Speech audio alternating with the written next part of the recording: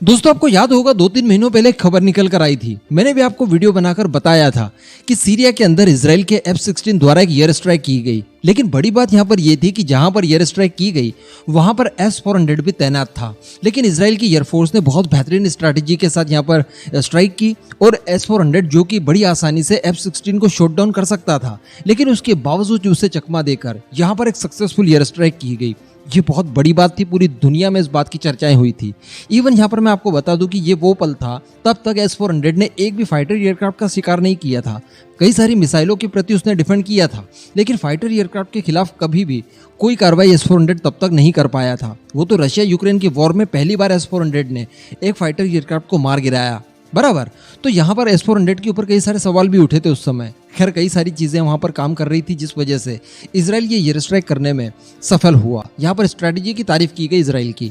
लेकिन दोस्तों अभी उसी सीरिया में उसी जगह पर S-300 द्वारा इजराइल के एक F-16 को मार गिराया गया है। ये बहुत बड़ी बात है और बड़ी शॉकिंग है। S-300 की अगर बात की जाए तो वो S-400 का एक पुराना वेरिएंट है, बराबर। S-400 कई ज्यादा उससे टेक्नोलॉजी वाइज एडवांस्ड है, लेकिन उसके बावजूद S-400 को तो चकमा दे दिया गया, लेकिन S-300 को चकमा नहीं दिया गया। यकीन मानिए यहाँ पर जो भी स्ट्रेटेजी हो, कुछ भी हुआ हो, S-300 को आप अंडर एस्टिमेट नहीं कर सकते। S-400 से ज्यादा अच्छे कारनामे उसने करके दिखाए हैं। देखिए मैं आपको सारी चीजें एकदम डिटेल में बताने वाला हूँ। आप बस वीडियो को एकदम एंड तक देखते हुए चैनल को सब्सक्राइब जरूर कर दीजिएगा। मैं आपको बता दूं कि सीरिया ने साल 2018 में ही रशियन S-300 का इस्तेमाल करना शुरू किया। अभी सीरियन सरकार की तरफ से ये कहा जा रहा है कि हमने S-300 का इस्तेमाल करके इजराइल के फाइटर एयरक्राफ्ट को मार गिराया है।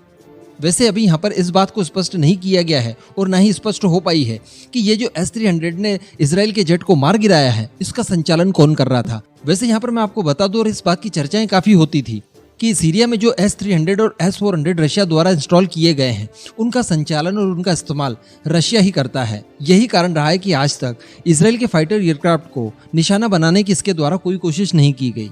यानी इजराइल जो मिसाइलें वगैरह दागता है, उनके खिलाफ इसका इस्तेमाल जरूर किया गया है, लेकिन इजराइल के फाइटर एयरक्राफ्ट को शॉट डाउन कर देने की कोशिश नहीं की गई है आज तक। लेकिन इस बार ऐसा हुआ है तो यहाँ पर थोड़ा सा सरप्राइज जरूर हुआ है। कुछ समय पहले की बात मैं आपको बता दूं, आपको पता भी होगा कि रशियन फॉरेन मिनिस्टर ने, जिनका नाम है सर्गेई लावरोव, उन्होंने इजराइल के बारे में काफी आपत्तिजनक बातें कही थी। उसका विरोध भी इजराइल ने किया।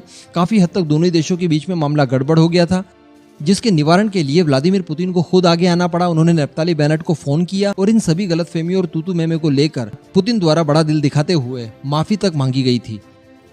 इस बात की भी सूचना मैंने आपको वीडियो के माध्यम से दी थी।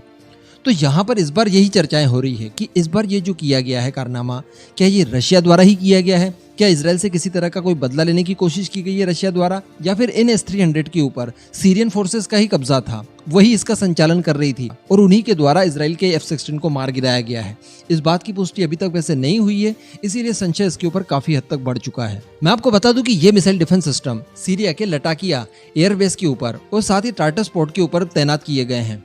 अभी इजराइल यहाँ पर स्ट्राइक इसलिए करता है कि ये वही मार्ग है जिसके थ्रू ईरान समर्थित आतंकियों को हथियारों की सप्लाई की जाती है, जिसमें हमास शामिल है, हेजबुल्ला है। इस तरह के जितने भी आतंकवादी संगठन हैं जिन्हें कि ईरान समर्थन देता है, उन सभी को हथियारों की खेप यहीं से भेजी जाती है। तो इस लटाकिया पोर्ट के ऊपर हमला करना इजराइल के लिए थोड़ा सा ज्यादा जरूरी हो जाता है, ताकि इजराइल किसी भी तरह की आतंकी घटनाओं को रोक सके। इस वजह से बार बार इन इलाकों में इजराइल द्वारा एयर स्ट्राइक की जाती है। तो इसी एयर स्ट्राइक के दौरान इजराइल के F-16 को मार गिराया गया है। दरअसल इजराइल के एक टीवी चैनल जिसका नाम है चैनल 13, उसकी रिपोर्ट के हिसाब से 16 मई को रूस के S-300 मिसाइल डिफेंस सिस्टम ने इजरायली F-16 के ऊपर हमला किया। वैसे यहाँ पर मैं आपको बता दूं कि इजराइल की एयरफोर्स की तरफ से अभी इसको लेकर किसी भी तरह का कोई बयान नहीं आया है।